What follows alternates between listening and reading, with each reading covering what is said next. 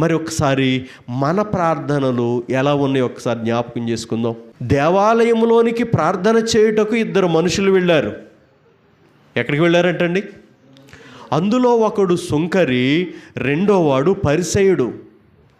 ప్రియమైన వాళ్ళరా, పరిసయుడు నిలవబడి దేవుని మందిరంలోనికి వెళ్ళి మధ్యలో నిలబడి ప్రార్థన చేస్తున్నాడు.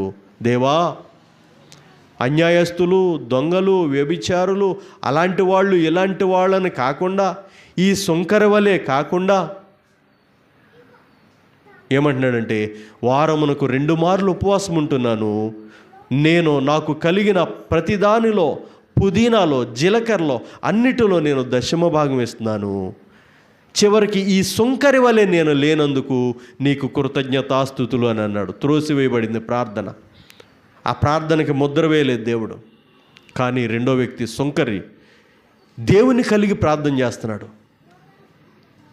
దేవాలయపు గుమ్మం దగ్గర నిలవబడి ప్రస్తుతం ఉన్న పరిస్థితిని బట్టి నేను నీ మందిరములోనికి రావడానికి నేను అర్హుని కాదని రొమ్ము కొట్టుకొనుచు ప్రార్థన చేస్తున్నాడు. దాని అర్థం ఏంటంటే, తనను తాను పరీక్షించుకుని, తీవ్రంగా పరీక్షించుకుని, తనను తాను విమర్శించుకుని, తన పరిస్థితిని చూసినప్పుడు తనకే అసహ్యం పుట్టింది.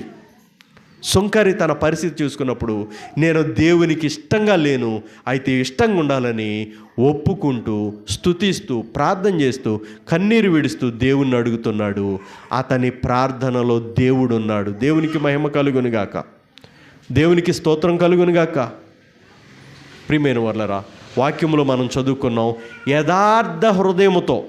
ఏ హృదయంతో అంటే, యథార్థ హృదయంతో నీ సన్నిధిలో ఎట్లున్నానో. బైబిల్లో కొన్ని రకాల హృదయాలు ఉన్నాయి. చూడండి, నేను చదువుతాను, మీరు వినండి. రాజుల మొదటి గ్రంథం 8:21 సర్వసిద్ధమైన హృదయం దేవుని కొరకు, దేవుని పని కొరకు. రాజులు మొదటి గ్రంథం 8:21 దేవుని కొరకు, దేవుని మందిరం కొరకు, దేవుడి విషయమై సర్వసిద్ధమైన హృదయం, రెడీగా ఉండటం.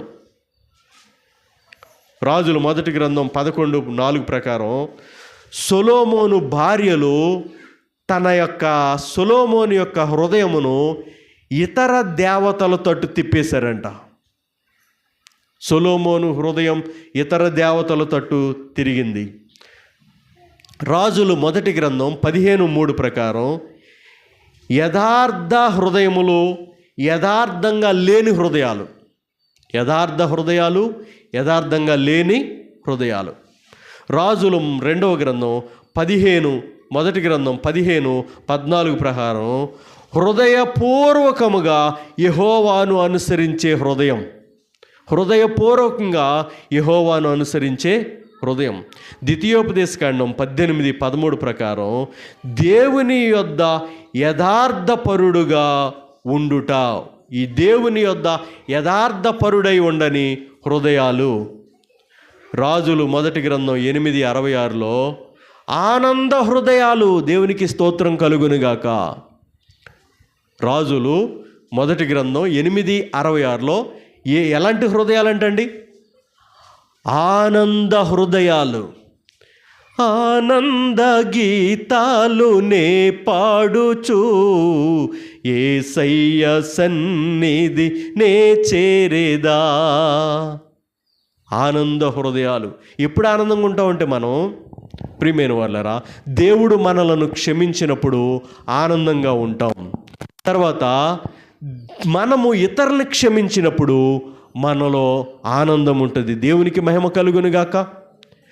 పరలోక ప్రార్థన అని చెప్పబడే ప్రార్థనలో యేసు ప్రభువారు శిష్యులకు నేర్పింది ఏంటంటే, తండ్రి మిమ్మల్ని క్షమించాడు, మీరు ఇతరులని క్షమించండి, దేవునికి స్తోత్రం కలుగునుగాక. తండ్రి ఏం చేశాడండి? మీరు పగ పెట్టుకుంటే, ఈర్ష్య, ద్వేషం, అసూయ పెట్టుకుంటే మీరు క్షమించలేరు. మీరేం చేయలేరంటండి? క్షమించలేరు.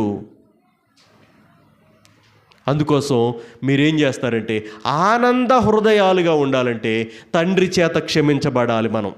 ఎవరి చేత అండి? తర్వాత ఆ పొందుకున్న దాన్ని మనము ఇతరులను క్షమించాలి. దేవునికి స్తోత్రం కలుగునుగాక.